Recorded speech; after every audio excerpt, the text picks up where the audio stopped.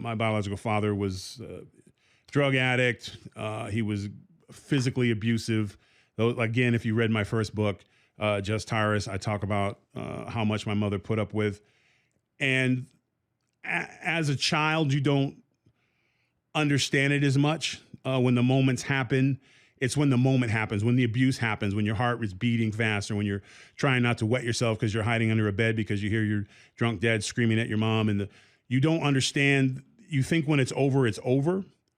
As an adult man looking back, you realize that the abuse is always there. There's quiet periods, but the person who's being abused, they're never comfortable because they realize that at any time it can happen again. So they're always walking on eggshells. And that's why I give my mother so much credit for staying in that situation, trying to protect her children. She ended up having my brother. So she had two boys with we'll just say not a nice dude. We'll just be polite.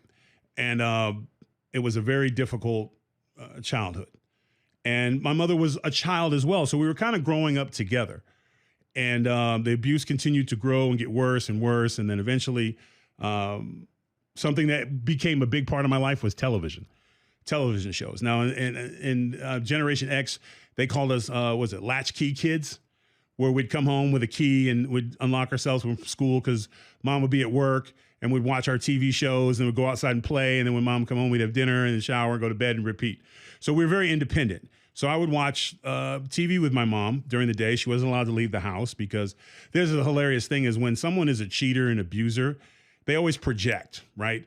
They think the people that they torture think like them. So when they leave the house, what do? When they leave the house and they're looking for their next victim or side piece or whatever the hell it is that they're doing. So they think in that mindset of that's what the other person's doing. And the other person is terrified to do anything to upset them.